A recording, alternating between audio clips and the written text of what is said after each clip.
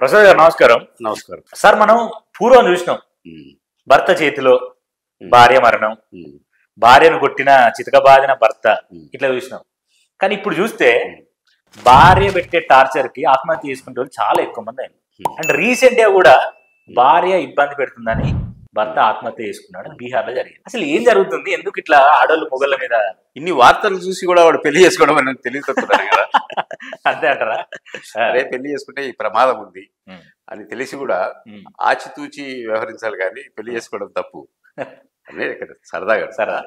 అంటే ఇప్పుడు భార్యాభర్తలు ఉన్నారు, వాళ్ళిద్దరి మధ్యన ప్రధానమైంది ఏంది? శారీరక సంబంధం, ఓకే, తర్వాత ఆర్థిక సంబంధం చాలా ఉంటాయి అన్నమాట. ఇవన్నీ అన్ని కుదిరితే సంసారం కుదురుతుంది. లేదా పిల్లానికి అసంతృప్తి వచ్చిందనుకో, వీడి చేతకాడిన వాడనుకో భార్య సతాయిస్తుంది. వీడి వీక్నెస్ పెట్టుకునే ఏ భార్య కూడా భర్తను సతాయించాలని పెళ్లి చేసుకోదు. మా భర్త ఇట్లా ఉండాలి, నేను ఇట్లా ఉండాలి, ఆయనతో ఇలా ఉండాలి, ఇది ఉండాలి. ఒక చిన్న పిట్టకథ చెప్తా. ఒకడు ఇద్దరు అన్నదమ్ములు ఉంటాడు. ఓకే, వాడు పెద్దోడికి పెళ్ళి అవుతుంది, చిన్నోడు బాగా మంచి సోషల్ యాక్టివిస్ట్. వాడు పెళ్ళైన వాళ్ళ నుంచి పెళ్లి కాకముందు వీడి పనులన్నీ వీడు చేసుకునేవాడు పెద్దోడు. ఓకే, పెళ్ళాం వచ్చిన తర్వాత సాక్షులై గుండెలు పెట్టు, నా అద్దాలు అడుగు నిజుడు, నా బ్యాగ్ అడుగు నిజుడు, అన్ని పెళ్ళ మీద ఆధారపడుతున్నాడు. వీడి కోపం వస్తుంది. అరే మొన్నటిదాకా వాడి పనులు వాడు చేసుకుంటున్నాడు, పెళ్ళైన నుంచి ఆమెను సతాయిస్తున్నాడు, నేను పెళ్లి చేసుకుంటాడు, చేసుకోకూడదు అని ఒక నిర్ణయం తీసుకుంటాడు. వీనికి పెళ్ళి అవుతుంది. పెళ్ళి అయినాక వీడి పనులు వీడి చేసుకుంటూ అంటాడు. సంసారం సజావుగా సాగుతుంటుంది. ఒకరోజు పిల్లలు నిలదీస్తుంది, ఏం నేనంటే ఇష్టం లేదా నీకు అని. అదేంటి ఇష్టం ఉండే కదా నీతో అన్ని తెచ్చిపెడుతున్నా. అది కాదు, భార్యగా నాకు కొన్ని ఉంటాయి, నా భర్తకు గుండీలు పెట్టాలని, సాక్షులు వేయాలని, లేకపోతే తలదూవాలని కొన్ని ముచ్చట్లుంటాయి. శారీరక సంబంధమే కాదు, భార్యాభర్తల మధ్యన చాలా సంబంధాలు ఉంటాయి, చాలా చిన్న చిన్న మూమెంట్స్ ఉంటాయి, ఆనందాలు ఉంటాయి. భర్తకు ఇట్లా చేసి, అబ్బా మా భర్తను ఇట్లా పంపించాను, మంచి క్యారేజ్ గట్టి పంపించాను, చక్కగా వంట చేసి మళ్ళీ మధ్యాహ్నం ఫోన్ చేసి ఏమండి బాగుందా కూర అని అడగడము, ఇవన్నీ సంసారంలో ఒక భాగం, వన్ ఆఫ్ ది పార్ట్. ఇవన్నీ లేనప్పుడు ఆమె నేను ఎందుకు చేస్తా, నీ పనులు చూసుకోపో అన్నది అనుకో, ఆడేముంది ఆడనే తేడా కొట్టింది అయిపోతుంది. వీడేమనుకుంటాడు, నా పిల్లం వస్తే వీళ్ళ అమ్మ నాయన చూసింటాడు కదా, అమ్మ నాయన మధ్యన ఎవరైనా మన అమ్మ నాయన ఆట ఆడుకుంటున్నాం అంటారు కదా, అట అమ్మ నాయన ఏమేం చేస్తారో ఏంటో ఇవన్నీ వాడికి జరగాలని ఆశ కోరిక పురుషుల్లో కూడా ఉంటుంది, స్త్రీలలో కూడా మనం ఇటు చేయాలని ఉంటుంది. ఈ రెండులో ఎక్కడ లోపించినా కూడా సంసార చక్రం విడిపోతుంది, క్లోజ్. బీహార్లో సూసైడ్ చేసుకున్నాడు. నా భార్య మా మర్దలు మా అత్త నన్ను వేధిస్తున్నారు, అందుకని నేను ప్రాణం తీసుకుంటున్నాను.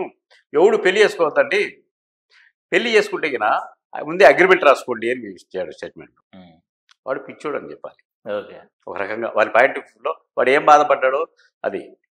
కాకపోతే వాళ్ళందరూ వారిని ఎందుకు సతాయించారు, విడాకులు తీసుకున్నారంట అంటే వీని తప్పు కూడా ఏదో ఉంటుంది కదా. ఉంటుంది. ఇప్పుడు రెండు చేతులు కలిస్తే చప్పట్లు, ఒక చేత ఏం సౌండ్ రాదు కదా, రెండు చప్పట్లు. సరే వారి వేధింపులకు నువ్వు విడిపోయిన తర్వాత నీకు భార్య ఎట్టవుతుంది, మరదలు ఎట్టవుతుంది, అత్త ఎట్టవుతుంది నీకు విడాకులు తీసుకున్న తర్వాత. ఆ స్టేట్మెంటే తప్పు అది. ఆడు న్యూస్ క్యారీ చేసేటోడు అట్లా రాశాడో ఏమో తెలియదు, కానీ దాంట్లో నిజాయితీ లేదు.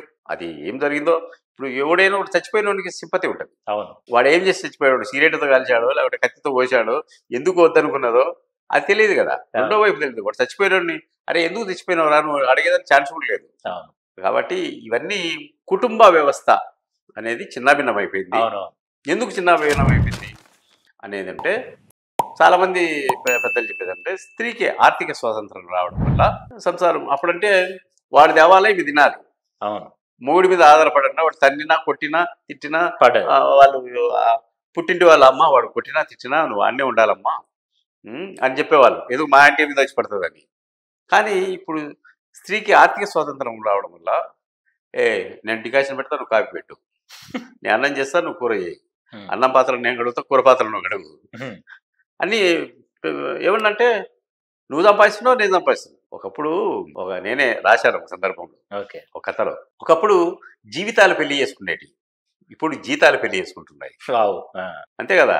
₹1,00,000 80,000 చేసుకుంటాడు, 50 రూపాయల ₹1,10,000 చేసుకుంటాను. ఇవన్నీ డబ్బు సంబంధించిన వీటన్నిటి మధ్యన ఆర్థిక సంబంధమైన లావాదేవీలు. సరే వదిలేసి నేను ఉంటా, సింగిల్గా ఉంటా. ఎందుకు?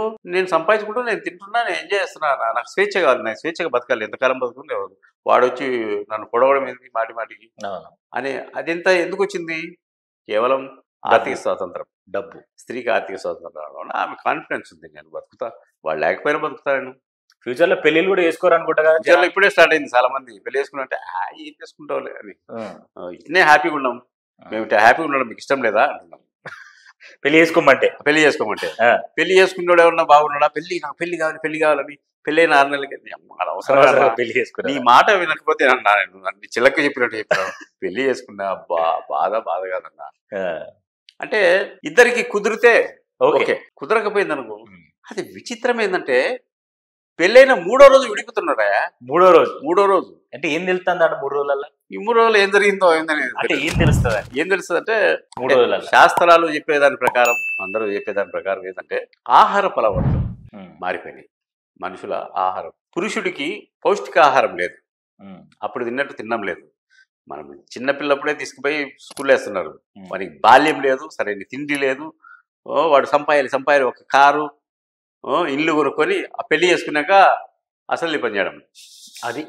అందుకే 3 రోజులకి విడాకులు. 3 రోజులకు ఇవన్నీ శారీరక పటిత్వం లేకపోవడం. అమ్మాయిలు ఇప్పుడు అన్ని నీలి చిత్రాలు, అవన్నీ సెల్ ఫోన్లు చిన్నపిల్లలు కూడా దొరుకుతున్నావు. అవన్నీ చూసుకొని వీళ్ళు, అదంతా పెద్ద సబ్జెక్టు.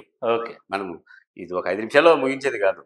ఓకే, 3 రోజులకే శారీరకంగా ఇది లేకపోవడం, విడిపోవడం అయిపోతున్నాయి. దీని మీద ఒక 4 రోజులు మాట్లాడి కూడా తరగదు సార్. ఇంతవరకు అడిగిన ప్రశ్నకు సమాధానం. Okay sir, thank you sir, thank you so much.